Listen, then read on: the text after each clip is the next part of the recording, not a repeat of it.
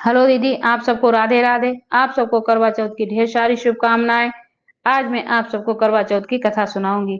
बहुत समय पहले की बात है कि एक साहूकार के 7 बेटे और एक बेटी करवा थी। सातों भाई अपनी बहन करवा से बहुत प्यार करते थे कि यहाँ तक कि वह इतना बहन से प्यार करते थे कि पहले बहन को खाना खिलाते थे, फिर वह स्वयं ही खाना खाते थे। एक बार उसकी बहन ससुराल से मायके आई हुई थी। शाम को जब भाई घर आए तब देखा उसकी बहन भूख से तड़प रही थी, बहुत व्याकुल हो रही थी। सभी भाई खाना खाने के लिए बैठ जाते हैं और बहन से भी खाना खाने के लिए कहते हैं तो बहन मना कर देती है। भाई बार बार आग्रह करता है, तब बहन उसे बताती है कि भैया आज करवा चौथ का व्रत है, आज हमारा निर्जल व्रत है। हम चंद्रमा उदय होने के बाद ही खाना खा सकते हैं और चंद्रमा को अर्घ देकर ही खाना खाएंगे, क्योंकि अभी चंद्रमा निकला ही नहीं है। सबसे छोटे भाई को अपनी बहन की हालत देखी नहीं जाती है। वह एक पीपल के वृक्ष पर चढ़ जाता है और एक दीपक बनाकर चलनी की ओट में रख देता है। दूर से देखने पर ऐसा प्रतीत होता था कि जैसे चतुर्दशी का चांद निकल आया हो। इसके बाद भाई अपनी बहन को बताता है कि बहन, चांद निकल आया है, तुम इसे अर्घ देने के बाद भोजन कर सकती हो। बहन खुशी से सीढ़ियों पर चढ़ती है और चांद को देखती है, फिर अर्घ देकर खाना खाने बैठ जाती है।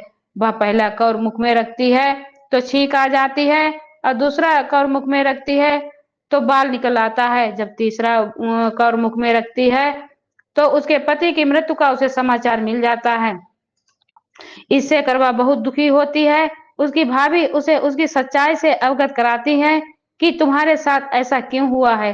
करवा चौथ का व्रत तुमने गलत तरीके से तोड़ा है, इससे देवता तुमसे नाराज हो गए हैं और उन्होंने ही ऐसा किया है। सच्चाई जानकर करवा निश्चित करती है कि वह अपने पति का अंतिम संस्कार नहीं होने देगी और अपने अस्तित्व से उन्हें पूर्व जीवन दान दिलाकर रहेगी। वह पूरे 1 साल तक अपने पति के सबके साथ बैठी रहती है, उसकी देखभाल करती है। 1 साल बाद जब करवा चौथ का फिर व्रत आता है, सभी भाभियां करवा चौथ का व्रत कर रखती हैं। जब भाभियां आशीर्वाद लेने के लिए करवा के पास आती हैं, अपनी भाभी से आग्रह बार बार करवा यही करती है कि मुझे भी अपनी जैसी सुहागिन बना दो। ऐसा बार बार विनती करती है। हर बार हर भाभी अगली भाभी के पास भेज आग्रह करने के लिए भेज देती है। इसी प्रकार छठी नंबर की जो जब भाभी आती है तो करवा उनसे भी यही आग्रह करती है, यही बात को दोहराती है। वह छोटी भाभी बताती है, छठी नंबर की भाभी बताती है, क्योंकि छोटे भाई की वजह से उसका व्रत टूटा है, अतः उसकी पत्नी में ही इतनी शक्ति है जो तुम्हारे पति को जीवित कर सकती है। जब वह तुम्हारे पास आए तो उसे पकड़ लेना और जब तक तुम्हारे पति को जिंदा ना कर दे तब तक उसे छोड़ना मत। ऐसा कहकर बात चली जाती है।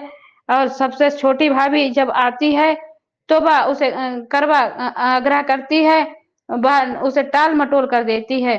उसे करवा जोर से पकड़ लेती है और वह उसे अपने पति को जीवित करने के लिए उससे कहती है, बार बार विनती करती है, ऐसा करने के लिए कहती है। वह उसे नोचती है और खसोटती है उसकी भाभी, लेकिन करवा उसे नहीं छोड़ती है।